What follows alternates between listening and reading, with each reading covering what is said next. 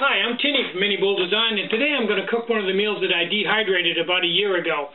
And I'm kind of hungry tonight, and I just thought I'd cook one of these up to make sure everything was cool.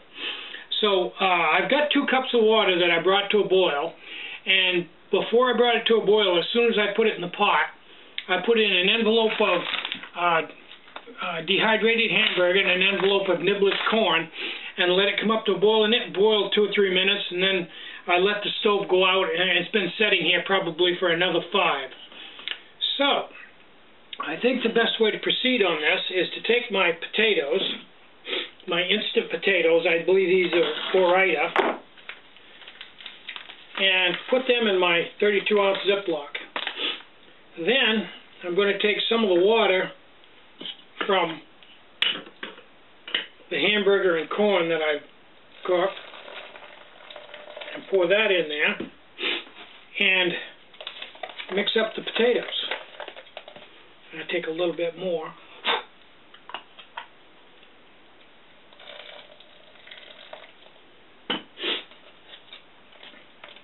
There we go.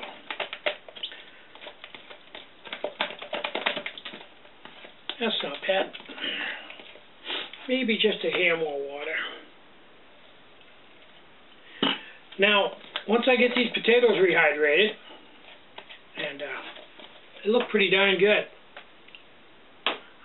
These are, I think, just Idaho potatoes with butter. There's a bunch of different flavors that they make, and these are Idaho just add water instant potatoes. Now, I think what I'm going to do next is put that right back on, and wow, I got a lot of corn here. I think I better take the corn and the hamburger and empty that off, because there is a lot here. It's amazing how much you get out of these dehydrated packages once you rehydrate them. It's just, they get like 4 times their original size. It's amazing. Remember I told you that this was a fairly rib-sticking meal. You're talking basically a whole can of niblets corn and a half a pound of hamburger and a cup and a half, 2 cups of instant potato. So, holy cow. What I've got in there right now is basically these 3 envelopes rehydrated, and you can still see that it's up to, now, over half a way up there, and it's heavy. There's a lot in there. Now what I was going to do next was, I was going to add a little bit of water to this. I think I don't need too much because I'm getting low. I've got to go back down to the creek. Oh, maybe half a cup of water. And I'm going to bring it to a boil.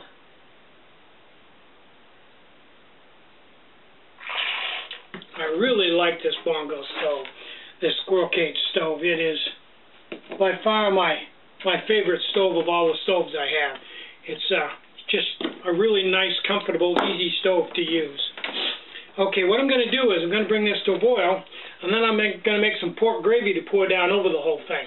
And that will make a very substantial meal. I'll probably use about half of this packet. I've got a half a cup of water here. This entire packet goes into 1 cup of water. And I'll bring that to a boil and simmer it just a little while, let it thicken up, and then pour it over there, and that'll be ready to eat.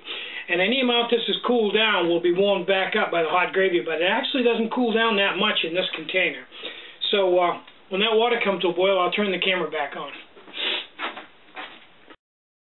Okay, this water has come to a boil, and it's boiling real good. So I'm going to pour some gravy mix in here and let it boil a little while, thicken up.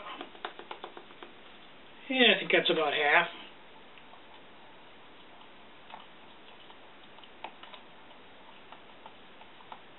Now, when you're doing gravy in one of these, you want to keep stirring it because it'll stick on and burn real easy. So you don't want to walk away. You want to pay attention and keep it moving.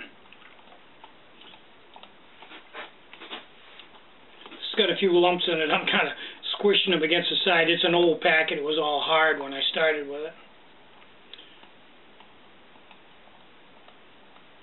But boy, pork gravy, I don't know what they put in this stuff. I think it's all artificial, but probably plastic pig gravy. I don't know, but it smells awfully good. I gotta tell you that, and it tastes just like pork gravy, so I'm not gonna complain. Taste is the whole thing. Nutritionally, probably no fat in it at all, but it's good stuff.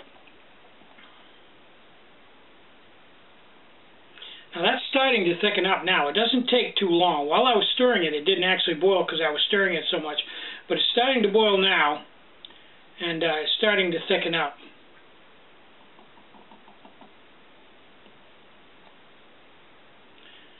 Only takes maybe, I don't know, 2 minutes to make pork gravy, and it makes a big difference in the meal. It really deluxes it out. I think it's well worth the time. Now, I'm making this in a poison pot, so I probably won't get this whole thing eaten before I pass away, because we all know how poisoned the copper is. And while I'm stirring this, I wanted to talk about the macaroni and cheese I made yesterday. Robert and some of the guys were giving some suggestions on it. Sue made it, and she used extra water and cooked it extra long, and when she got done after 12 minutes, and only said to do it 9 or 10, 8 or 9 actually. She did it for 12 minutes with boiling water. When she got ready to eat it, it was still boiling.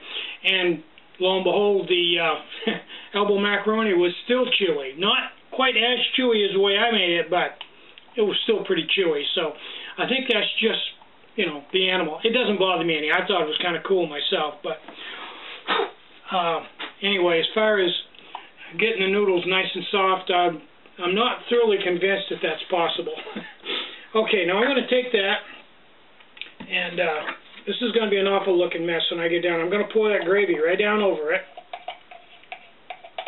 out of my poison pot. You can see copper bottom, so this gravy is absolutely lethal. And then I'm going to attempt to stir this all together, because you don't have to, but I think it'd be a good idea. Kind of get the potato up here, so every time you take a bite, you pretty much get a little bit of everything. Oh, man.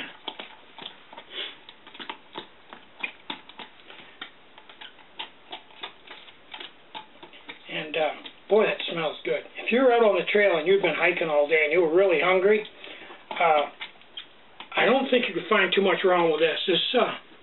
This is, oh, man. This is good stuff.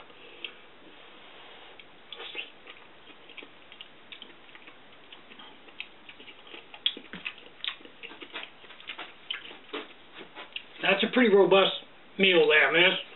It's heavy and thick and solid, and everything in there is stuff that's going to stick with you. It's not just frou-frou, freeze-dried stuff. I mean, that's what we call real food there. And I'm probably not going to be able to eat all of this.